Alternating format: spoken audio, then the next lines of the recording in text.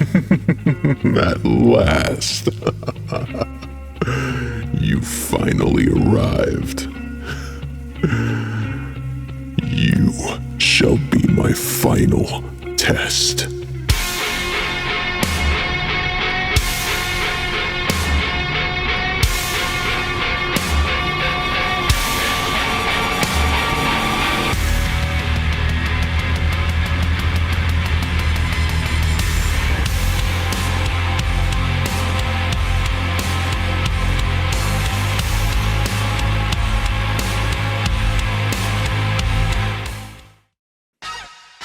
Привет, ребятки! Я писал текст к обзору на польского сталкера с видом сверху, и вся эта безнадега меня начала немного напрягать. Я хотел передохнуть, и большое спасибо одному заключенному из засекреченной американской исправительной колонии я вспомнил про игру, которая пылилась у меня в стиме. У этой же колонии пришлось купить франшизу на шутки про бумер-шутеры. Вы помните Quake? Который самый первый, который с атмосферным саундтреком от Nine Inch Nails, с намеками на лавкрафтовскую мифологию и прорывной на тот момент технологии рендера 3D-фарша.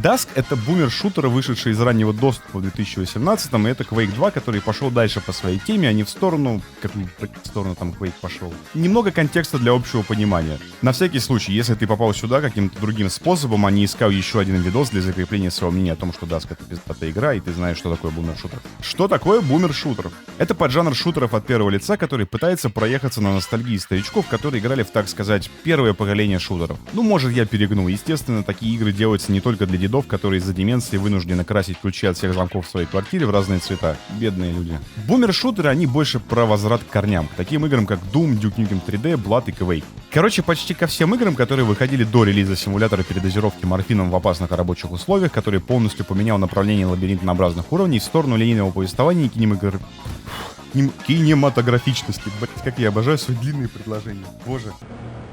They're waiting for you, Gordon. In the test chamber. Из самых известных Amid Evil, Iron Maiden, вернее, Iron Fury. Я не пойму, это такая же хуйня, как из Power Slave. И Dusk. Первый более креативный и красочный еретик и Хексон, где вместо пушек было фэнтезийное оружие. Я играл в него, он годный, очень. Но мне не очень понравился его лабиринтный дизайн уровней. Вторая — это боевая сестра Дюка Нюкема с большим упором на реалистичность локаций и количество интерактивных элементов на них. Сделанная на том же движке, что и оригинал. Ну, правда, надоработанном. В Iron Fury я не играл, но то, что я видел, выглядит крайне хорошо. И, наконец, Dusk. Как мне его описать? Dusk это вот это.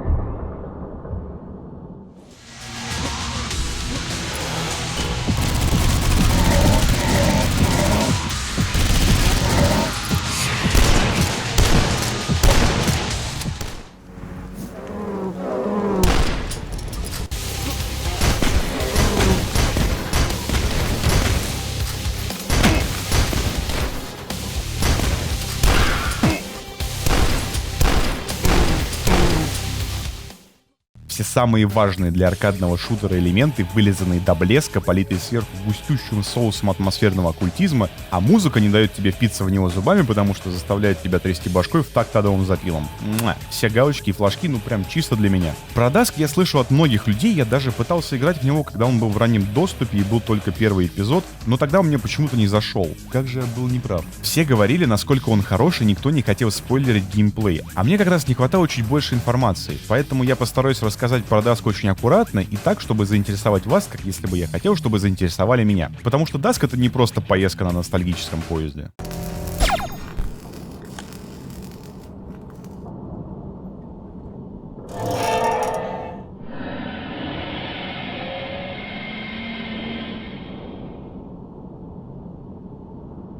Геймплей Даска и вот это трудноописуемое ощущение игры настолько же быстрое и жестокое, как и начало игры. Обычно я начинаю с того, что бросается первым в глаза. Презентация, ну то есть графика и звук. Может быть, немного скажу про атмосферу. Но у меня нету времени на это, потому что тут мне пытаются отрезать все мои нужные аппендиксы прям сразу, без туториалов. Прям как в той присказке про сюжет в видеоиграх, игра начинается как хоум-видео про 3 братьев из Алабамы со странным кинком на бензопилы, правда без прелюдий и петтинга. Я решаю подыграть, изображаю их сестру и жму на стрейфы влево и вправо, как если бы от этого зависело мое будущее в киноиндустрии. Блять, я не знаю, куда эта шутка ушла, но я за ней дальше не пойду. Короче, я хотел сказать, что главный герой очень быстрый, и управление в игре охренительно приятное. Вся механика передвижения смазана и работает как часы в тандеме со стрельбой и откликом врагов и окружения на попадание. Естественно, ты можешь прыгать, чтобы разогнаться еще сильнее. Как бы мне так описать ощущение от передвижения в Dusk? Представь себе, что главный герой одновременно смазан маслом, пролетая по земле, когда ты двигаешься, и при этом он полностью игнорирует закон сохранения энергии и может свободно менять направление движения и прыжков. И еще возможность сделать подкат, как вишенка на торте. А еще по какой-то причине камера не закреплена по вертикали, и ты можешь совершать кувырки в воздухе, прыгая на месте. Это ничего не дает в плане игры, но выглядит круто. Так же, как и то, что кнопка перезарядки просто прокручивает оружие. Этим, кстати, можно убить плохого парня. Враги — это вторая очень важная часть Даска. Как и в любом хорошем аркадном шутере, ты должен знать, что происходит вокруг тебя, даже если ты на это не смотришь. Враги крайне четко дают тебе знать, что они собираются сделать с помощью звука.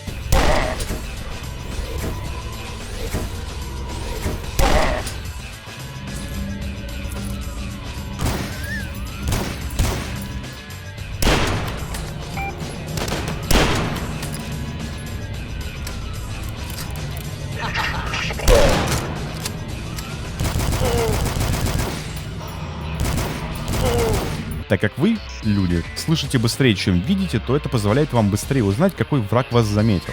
Готовить себе дробовик или хватит автомата. Также у каждого врага есть свой особый звук атаки и смерти. Это уже позволяет проще ориентироваться в гуще сражения. Стреляя гранатой за угол, ты точно понимаешь, убил ты кого-то или нет.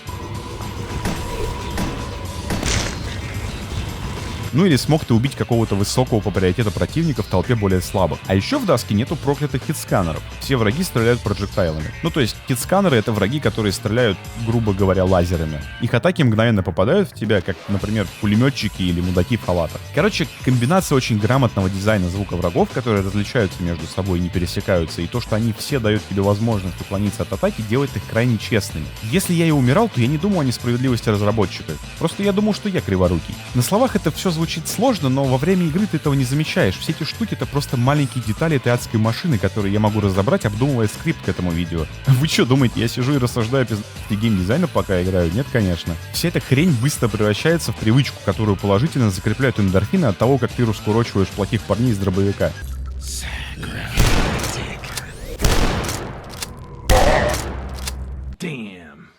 Damn, boy! То, насколько пи***то звучат пушки. Каждый ствол, хоть и выглядит как склеенная из картона моделька, но хуй так, будто с каждым выстрелом отрывает от врагов шматы фарша. Дробовик и автомат для более слабых противников, двухстволка — нет. Не. Супер дробовик для тех, кто пожирнее, винтовка для выцеливания особо опасных противников, вроде культистов с самонаводящимися снарядами, арбалет и гранатомет для массовой зачистки и ракетница, которая здесь называется ривитер, заклепочница, заклепками. Короче, он для особых случаев.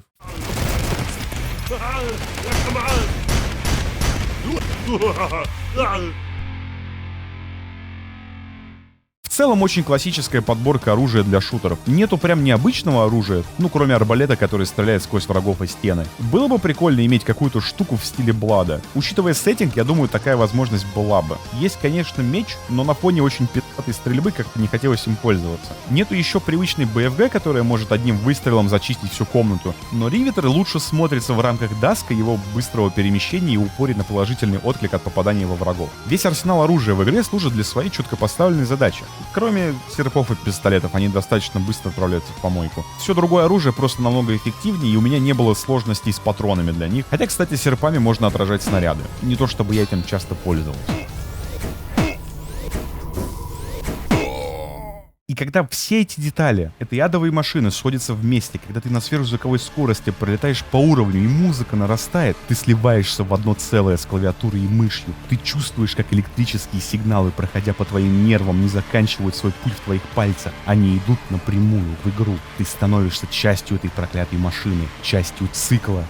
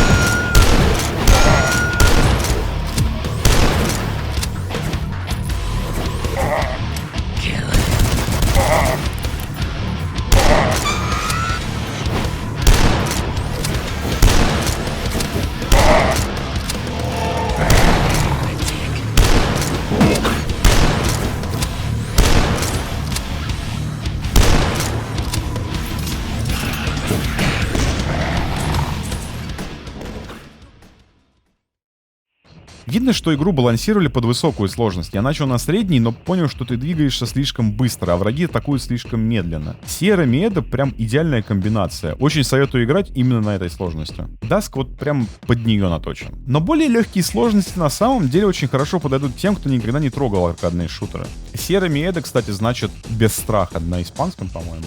Я не считаю себя прям сильно хардкорным ультрагеймером, который любит, чтобы ему организовывали новые структурные отверстия, не предусмотренные изготовителем. Но при этом я люблю, когда игра сложная, но честная. Не знаю почему, но пока я играл в Dusk, я почему-то вспоминал Devil May Cry. Точно! Ультра Килл. Я знаю про него. Я очень его рекомендую. Замечательный, просто пушка.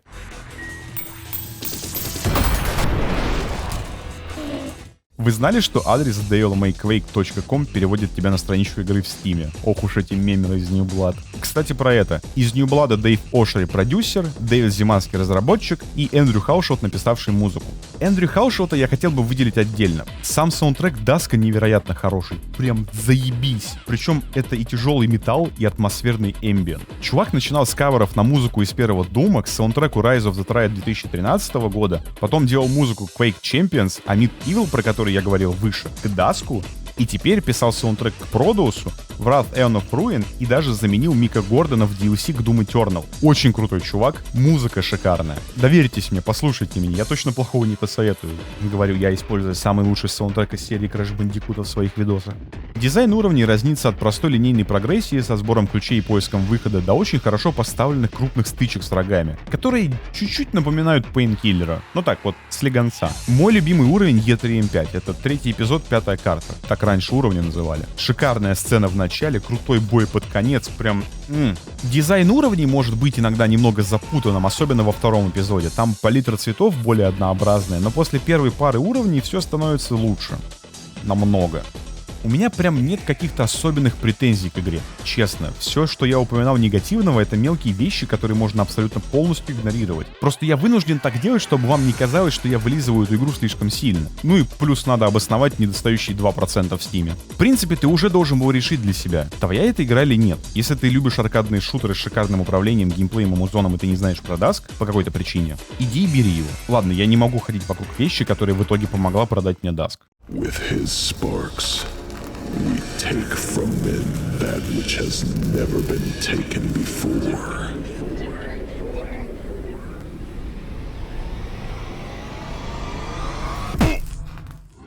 Embrace the darkness. Dusk супер атмосферный, и даже то, что я преподносил эту игру как адреналиновый шутер, и то, что графика в игре специально сделана с закосом на середину 90-х, не мешает общему визуальному стилю перетаскивать на себя одеяло. Ну то есть, игра в целом похожа на Quake и палитрой, и модельками, но при этом динамическое освещение, физика объектов и эффекты не кажутся выделяющимися. Игра очень аккуратно сидит между современностью и старостью, и ты не замечаешь, что на модельке оружия и врагов суммарно приходится около 15 полигонов. Хоть упор сделан на блеклые и серые цвета, очень правильное и редкое использование красок подборка эффектов делает невероятные сочные акценты там, где это надо. Там, где в атмосферу игры проникает Eldritch Horror.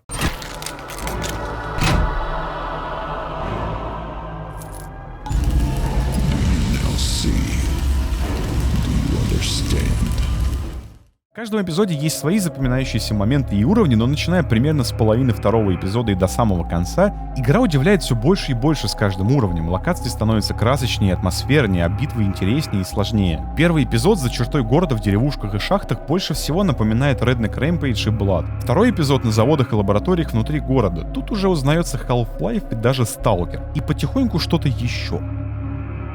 Под конец эпизода что-то не то начинает происходить. А вот третий эпизод, там, куда ведет портал, который построили с использованием запретных технологий и знаний, этот эпизод выделяется больше всего. Зиманский говорил, что вдохновлялся многими классическими играми, это видно. Но третий эпизод получился наиболее самобытным. Мне сложно сразу заметить источники вдохновения. Весь эпизод — это такая амальгамация из всех предыдущих тем, с привкусом лавкрафтовского духа. И третий эпизод стилистически и атмосферно самый лучший. Но мне он больше всего понравился. Но при этом все еще в каждом эпизоде есть что-то свое, что-то заставляющее тебя думать о том, что в этой игре есть что-то еще. Все эти атмосферные моменты я действительно не очень хочу спойлерить. Вся эта атмосфера ржавчины, индустриальных машин и, наконец, черных храмов из других миров все сильнее затягивает тебя. В этом фишка Даска. А креативность строения самих локаций начинает ползти вверх примерно вот с этого момента. Если информацию про сюжет игры не искать специально, то кажется, что ты запустил Blood с налетом Redneck Rampage. Но пока ты проходишь первый уровень, ты замечаешь тут что-то не так. Игра как будто что-то скрывает. Но при этом зацените задел игры. Ты играешь за Даск Дюда, охотника за сокровищами, который прознал про город Даск и,